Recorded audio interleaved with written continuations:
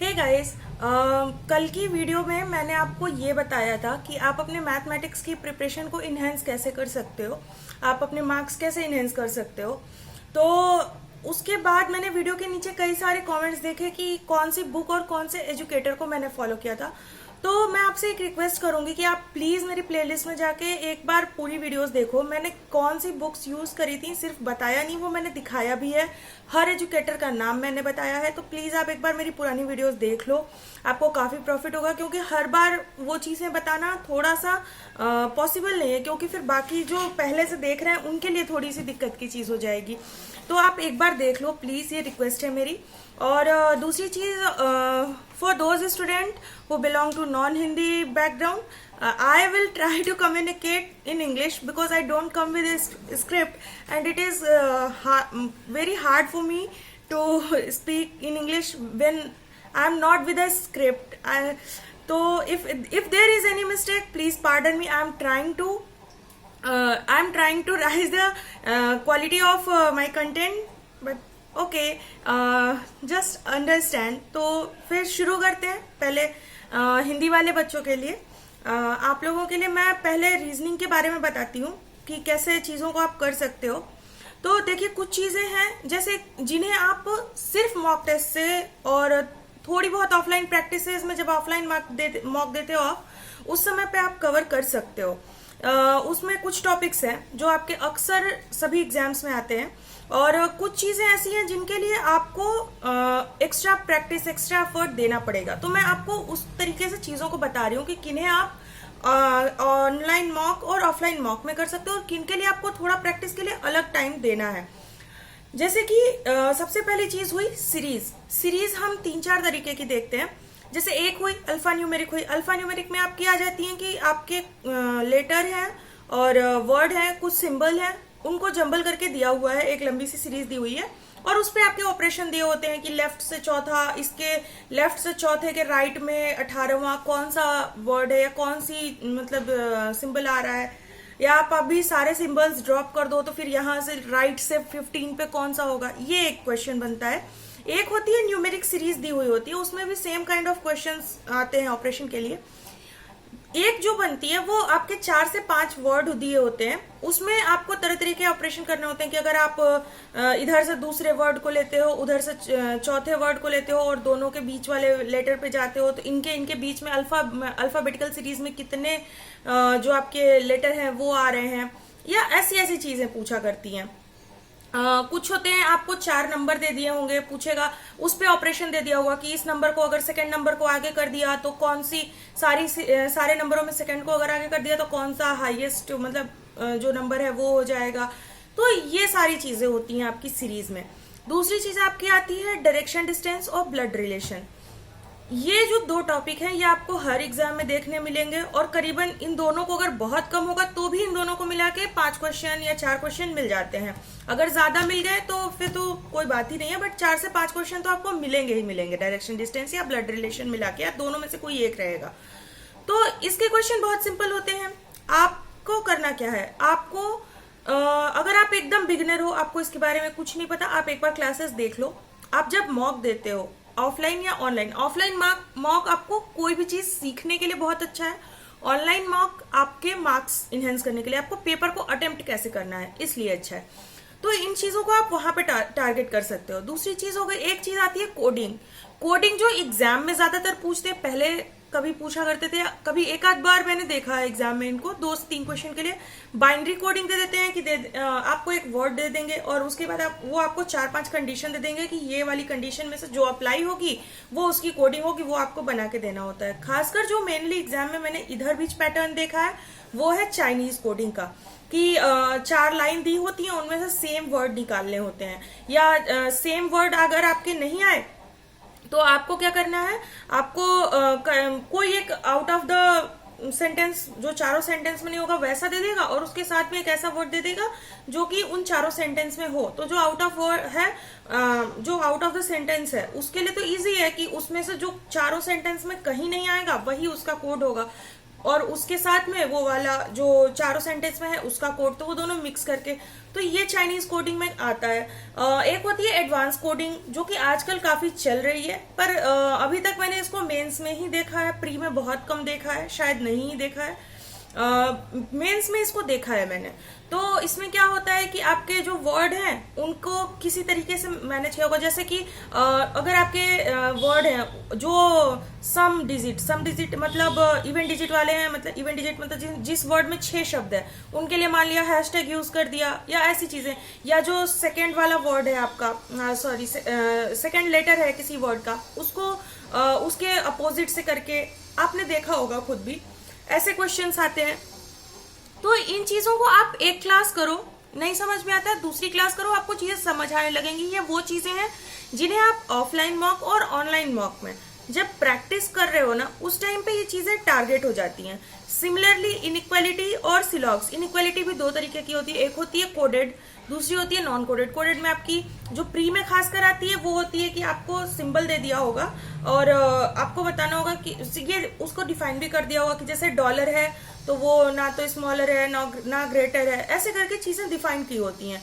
जो non coded होती है वो आपकी सिंपल एक लाइन में होती है, उनको आपको अरेंज करना होता है और आपको बताना होता है। सिलॉग्स जो आजकल बहुत ज्यादा आ रहे हैं वो है ओनली और फ्यू वाले, कि ओनली फ्यू ARB इस टाइप के सिलॉग्स ज्यादा आ रहे हैं। तो आप उन चीजों को पढ़ो जो आपके लिए रिलीवेंट है।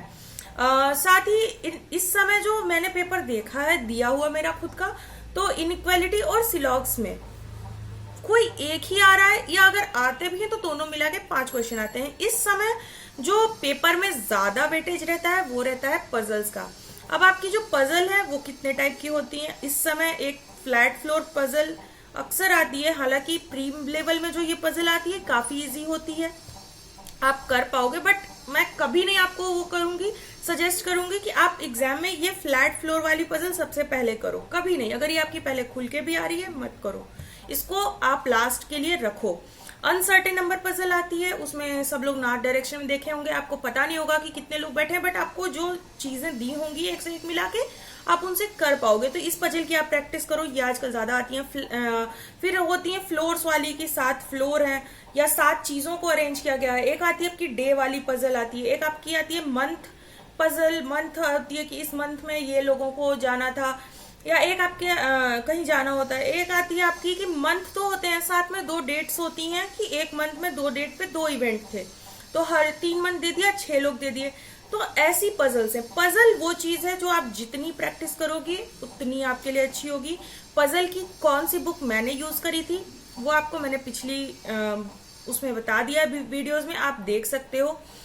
इसके साथ ही आप BSc यानी बैंकिंग सर्विसेज क्रॉनिकल की जो मैगजीन आती है, अगर आपके पास अवेलेबल है, आप एक बार उसको लगा के देखो, उसमें प्री और मेंस दोनों के पेपर आते हैं, काफी अच्छी होती है और काफी चीजें आपकी वहां से क्लियर हो जाएंगी। उसमें जीए के छोटे छोटे पॉइंट्स भी होते हैं जो आपके लिए काफी फायदेमंद है।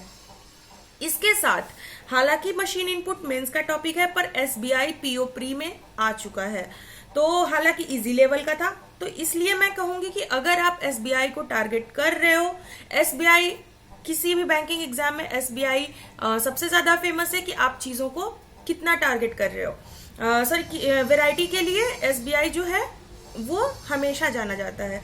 तो पता नहीं 2021 में क्या हो, तो आप अभी से प्रिपरेशन शुरू कर दो बहुत जल्दी। मेरे को तो ऐसा लग रहा है कि SBI, क्योंकि इन्होंने दे दिया है कि 31 मार्च तक ये जो है SBI वाले ये अपना सब कुछ सेटल कर देंगे 2020 वाला, और मे बी आपका अप्रैल में आपको क्लर्क से पहले PO की नोटिफिकेशन मिल जाए। तो आप चीजों को अभी से करो। मशीन इनपुट हालांकि प्री में इजी आते हैं, तो आप उन चीजों को देखते जाओ, अभी से मशीन इनपुट को सीखना शुरू कर दो। Okay, now I will try to communicate with you all in English so that my non-Hindi background students can watch this and maybe they get some profit with this. If I am doing mistake, please, I am sorry. I don't go by script, so I am sorry if there is any mistake. And now proceed. First, I will tell you that which part of reasoning you can which part of English you can target through online mock test and offline mock test, and for which part you have to do more practice. There are some questions like alphanumeric series, numeric series. These are the questions you can target by your online mock, offline mock test. You know what is alphanumeric series or numeric series. For those who are beginner, I'll tell you. There is a in your exam, sometimes there is a series given which is when many letters, numbers and symbols there are, they all are jumbled, and you have to do many operations which are given in your question on those series. And sometimes there is only numbers, so you have to follow the operations given in question on those series, and these are called your alphanumeric and numeric series. There are chapters known as direction and distance, blood relation. So you have to target these chapters also from your online and offline mock test. These questions weight 4 to 5 marks nowadays in your exams. There is coding. Coding which usually comes in your pre-exam is Chinese coding. Sometimes you can see binary coding also. Binary coding is they give a word and they give some steps that you have to perform, which you have to see which step follow the word, and which operation can be which operation from the given step you can apply on the word given, and then you get your answer. When it comes to Chinese coding, you have to simply find the common word in every sentence. There is one advanced coding which usually comes in mains. So these are the things. When it comes to advanced coding, you have to practice it because there are many types. But for Chinese coding and binary coding, you can practice it through your online mock and offline mocks. Second cheese is inequality and silogs. Nowadays, inequality and silogs are combined, are only one of these two coming in your exam. So what you have to do, you have to you have to target this with your online mock and offline mock. Inequality is of two types, coded and non-coded, and the silogs which are coming nowadays in your exams is only few these types of silogs. These are some like only few A or B. These are the things which are coming nowadays in exams. So when you are practicing, you are to focus on the things which are coming in your exams, which are relatable to you, not the whole. You don't have to go for sorry, you don't have to go for a complete package for that, but no, you have to practice what is relatable to you. Now comes data sufficiency. Sometimes it comes in your pre-exam, sometimes not, but yeah, nowadays it's coming in your pre-exam, so you have to focus that. If your topics are clear, you can easily do data sufficiency easily. And now comes the main part, that is puzzle. There are many types of puzzle, like flat floor puzzle, uncertain number of people they're sitting in a row, linear row puzzle, double line puzzle, and there are flat floor puzzle, month based puzzle, date wise puzzle. So you have to focus on that. You have to practice puzzle apart from your mock test, apart from your offline mock test. You have to practice them by some books. And if you want to know which book I used the book, and I shared it in my previous video. You can watch from there. There is one more topic, that is machine input.